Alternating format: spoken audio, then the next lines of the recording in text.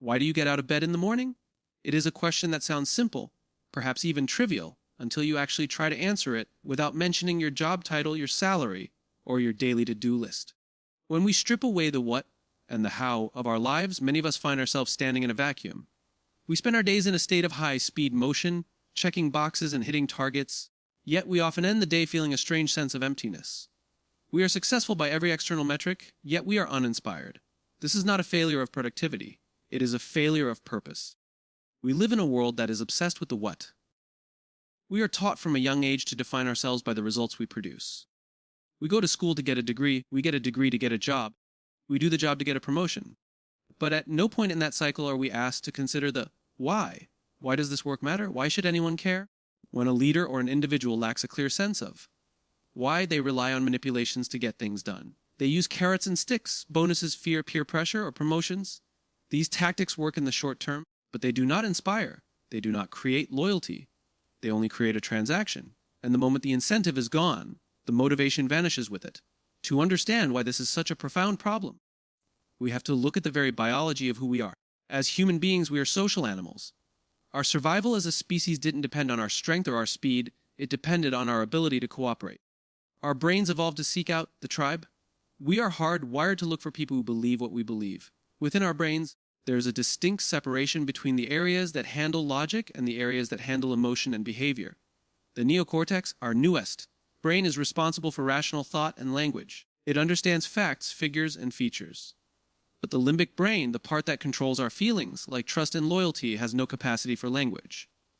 This is the seat of all human behavior and decision-making. When a leader stands in front of a room and presents a deck full of data, they are speaking to the neocortex. People might understand the information, but they won't be moved to act. However, when a leader speaks from the why, when they talk about a vision, a belief, or a cause, they are speaking directly to the limbic brain. This is why we often say we made a decision based on a gut feeling. We can't put it into words, but it feels right. Inspiration is not about being the loudest person in the room. It is about being the person who provides the most clarity. Consider the difference between two people working on the same project. One sees their work as a series of tasks to be completed before 50 p.m. The other sees their work as a contribution to a solution that will change how community lives. They are doing the exact same what. But their why is worlds apart. The first person is a laborer. The second person is a builder. If you are a leader, your primary job is not to manage the work. Your job is to manage the environment in which the work happens. We call this the circle of safety. In the early days of our species, the world was a dangerous place. There were predators, harsh weather, and limited resources. We survived because we formed circles. We looked out for one another. When we felt safe within the tribe, we could sleep, we could eat, and we could innovate. The moment we felt the circle was broken, the moment we feared the person standing next to us, our stress levels spiked and our ability to think creatively shut down. In the modern world, the predators have changed. They are now market fluctuations, changing technology, or aggressive competition. We cannot control these external threats, but a leader can control the internal environment. When a leader creates a culture of fear, where people are afraid of being fired, afraid of being mocked, or afraid of making a mistake, they are effectively breaking the circle of safety. When people feel threatened from within their own organization, they spend all their energy protecting themselves from each other. They hide their mistakes, they hoard information, they play politics. But when a leader puts the why first, when they make it clear that the goal is to protect the people and the mission, the internal threats disappear. Only then can the tribe turn its collective energy outward to face the challenges of the world. Trust is not something that happens overnight. You cannot download an app for trust. You cannot attend a weekend retreat and come back trusting. Trust is like exercise. If you go to the gym for 9 hours today, you won't be in shape. But if you go to the gym for 20 minutes every day, eventually, you will see a transformation. Trust is built through small, seemingly insignificant moments. It's the leader who stops to ask how someone's family is doing and actually waits for the answer. It's the colleague who offers to help with a heavy workload without being asked. It's the manager who takes the blame when things go wrong and gives away the credit when things go right. These are the hows of leadership. These are the behaviors that prove the why is real. We often talk about long-term thinking, but what does that actually mean? In our current culture, we are addicted to the infinite game being played with finite rules. We try to win at business or win at life. But business has no finish line. Life has no winner's trophy. A finite player plays to beat the people around them. An infinite player plays to stay in the game. They play to be better today than they were yesterday. When you have a clear why, you stop worrying about what the competition is doing and you start focusing on how you can better serve your cause. True leaders understand that they are temporary stewards of a vision.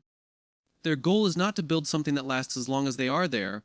Their goal is to build something that lasts long after they are gone. This requires a shift in perspective. It requires moving from a mindset of ma to a mindset of os.